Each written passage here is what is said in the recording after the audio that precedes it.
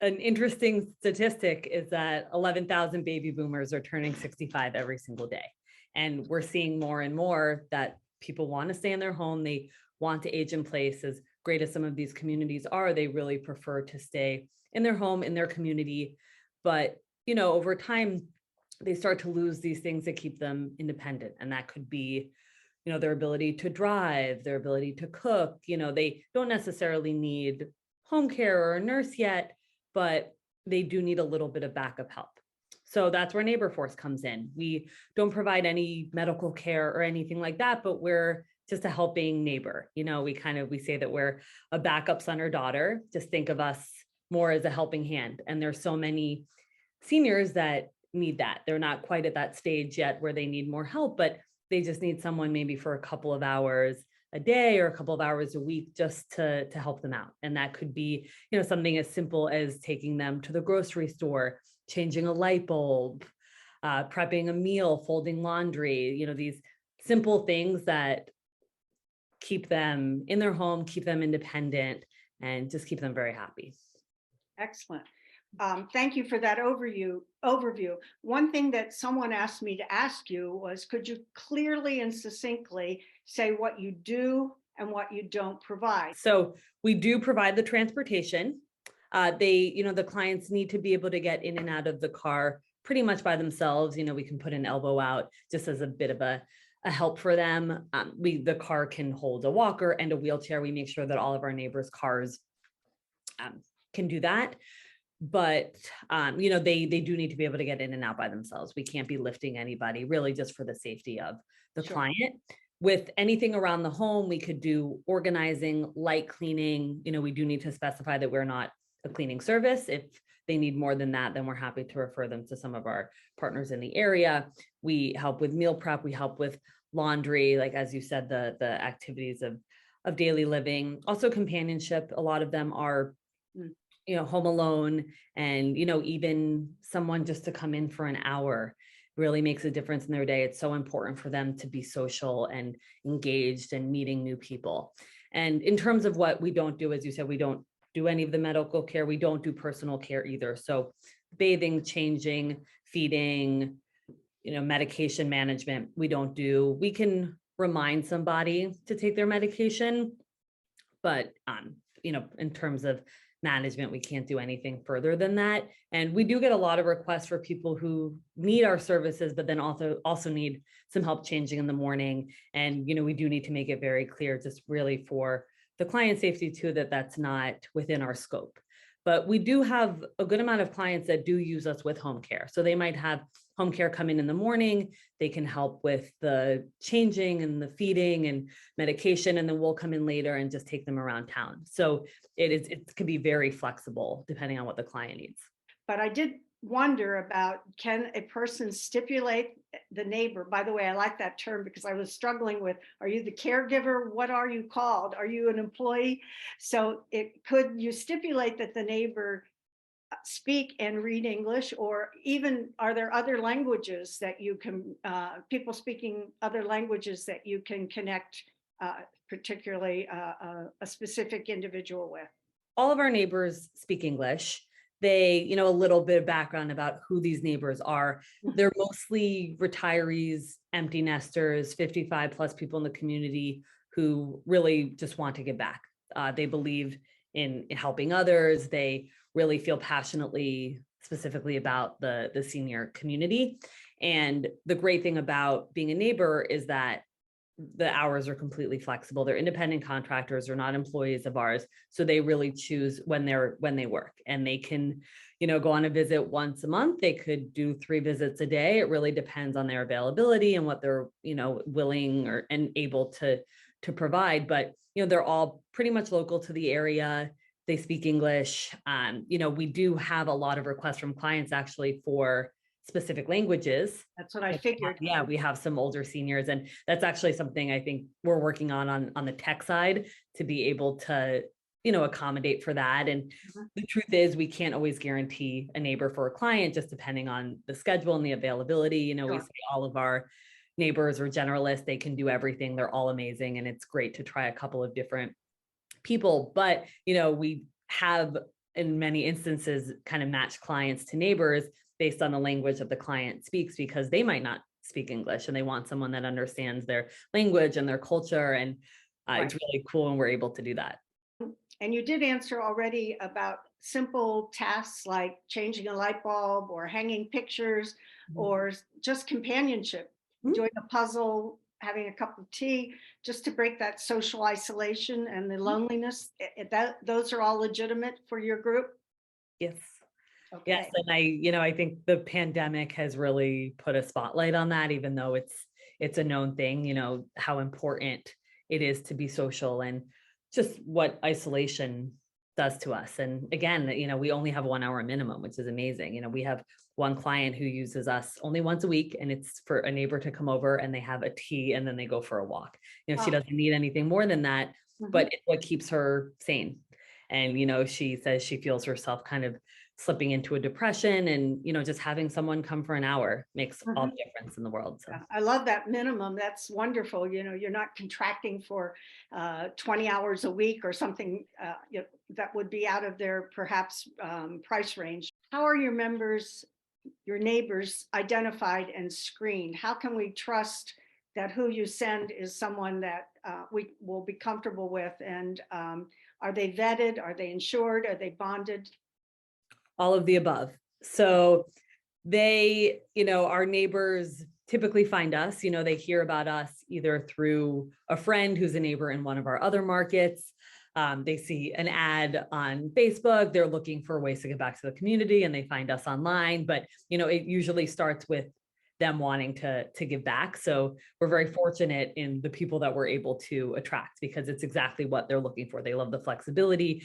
They love the fact that they earn flexible income, but the giving back piece obviously is very important to them.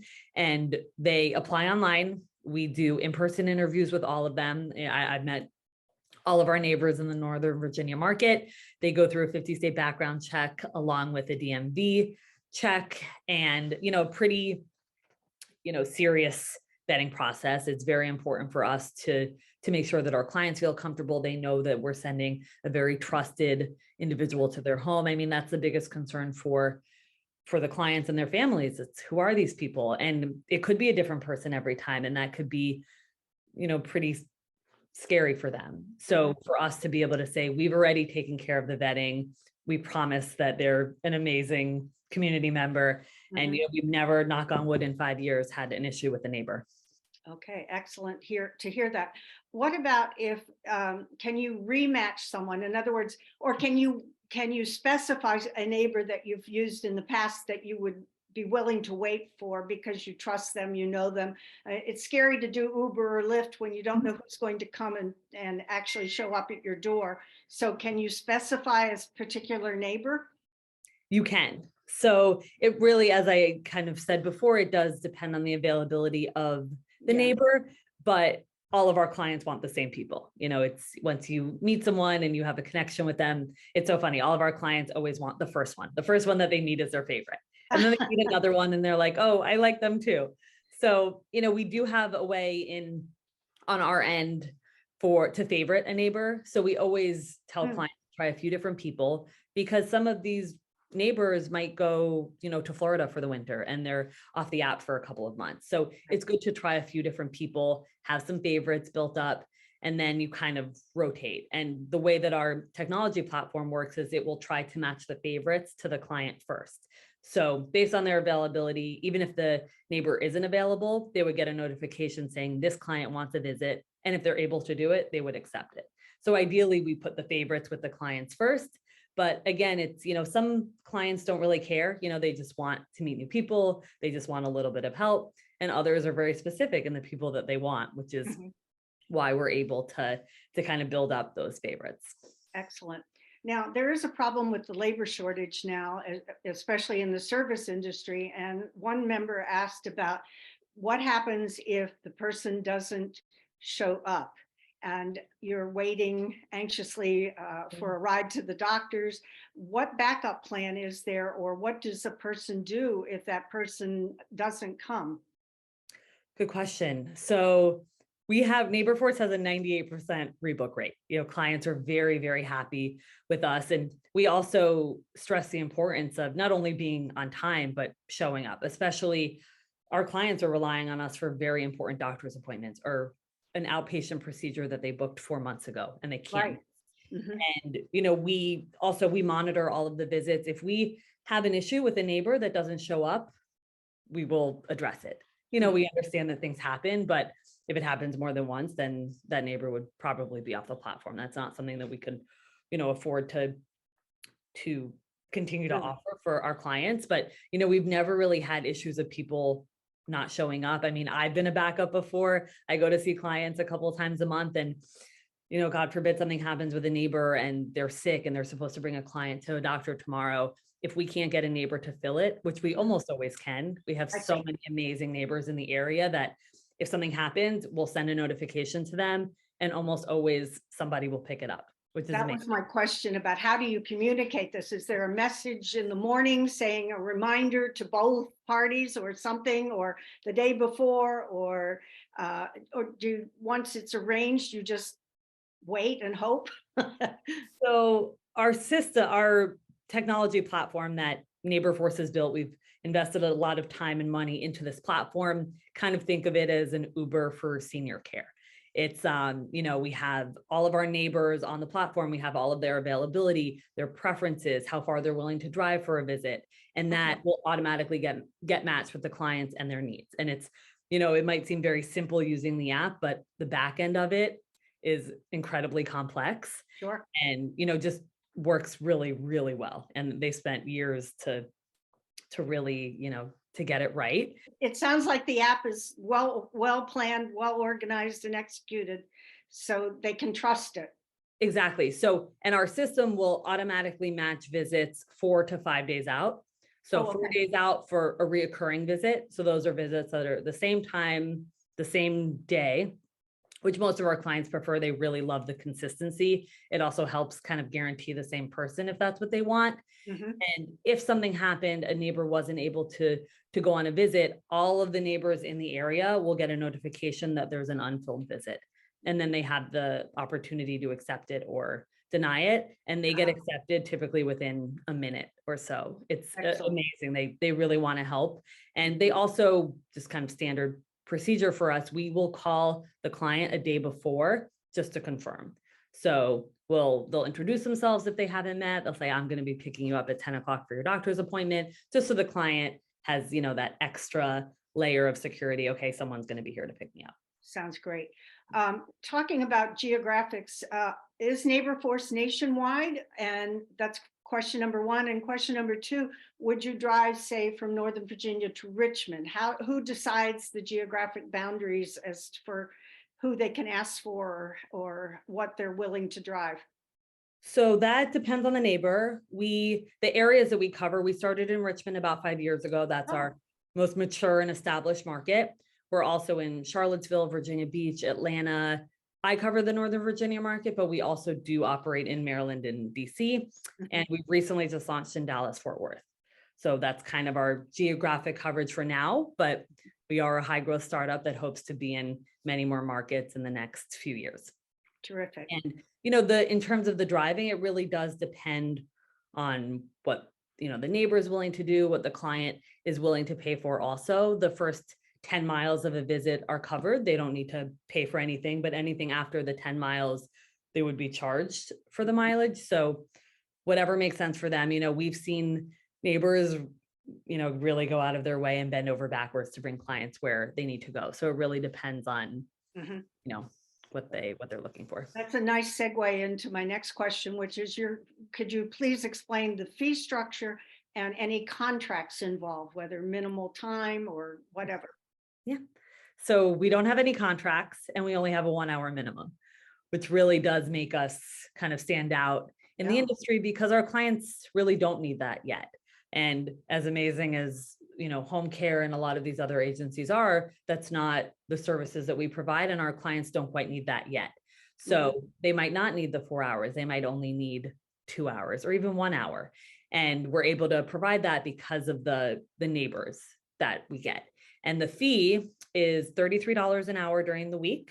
And our operating hours are Monday through Friday, 8 a.m. to 6 p.m., and then $38 on the weekend. And we could, sometimes we have really early appointments, for a doctor's visit at 6:30 or something like that during the week, which we can accommodate as long as we have a neighbor for it, which we usually do.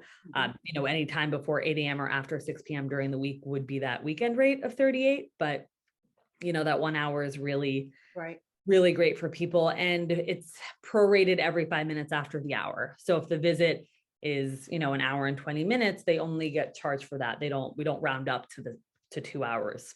Sounds very fair. And I'd like to thank you for an interesting presentation and for sharing this potentially very helpful member service. And it seems like your motto, and I read your website, a friendly hand when you need it, really fits the bill. I also like that reference to backup sons and daughters. And I think our adult children would appreciate that because we are geographically widespread now, and they might not be able to travel to assist us, and yet they could arrange for this, or the person themselves could arrange for this care that they couldn't otherwise provide. Exactly. Light support and a friendly hand is your other motto, and I like that too. We appreciate your time in sharing your information. I want you to know that NaborForce's brochure and your contact information will be posted on our website, dcpnsupport.org or pnsnnetwork.org. And we have about a minute left. Would you tell me anything else that we haven't covered that you think is important to share with our members? Sure. I'll quickly share the story of how NaborForce started. Oh, good. I forgot that. Oh yeah, no, it's okay. So it was started by Paige Wilson about 5 years ago. She came from a financial background. She was a CFO at a bank. At that time, she had a teenage daughter, was widowed, and her mom fell and broke her hip. So she has kind of lived this NaborForce life. And at the time, she was looking for just a little bit of backup help. Her mom didn't need a nurse yet, but she needed help getting to the hair salon. She needed help, putting her bridge table together. And while Paige was searching for this, she found that it didn't exist. So, after a couple of years, this idea kind of just kept nagging at her, and eventually she built NaborForce. So it means a lot to her and the team, and it really hits home for us because we can all relate to this in a different way. We have aging parents that we're seeing need a little bit of help every day. And, most of the people that we interact with are the adult children, and to be able to help them and be able to take the burden off of them just a little bit, we see the difference that that's making every day. And it's very special. So. It certainly seems like a win-win situation. And I'm sure our members will have some questions that I didn't think of. We have a way for people to ask questions after the meeting by leader@dcpnsupport.org. And if they mail me a question, would you be willing to answer it after the meeting? Absolutely. Okay, it sounds great. And in the meantime, we will be posting your basic information, the brochure, on the website in anticipation of May 6th. And maybe they will have time to read it and come up with their questions ahead of time. So, Perfect. And congratulations on your baby who is Thank coming. you. Exciting news. And we're really happy that you spent the time with us today and we're willing to record this interview. Of course. Thank you for having me. Talk with you soon. Bye. Bye.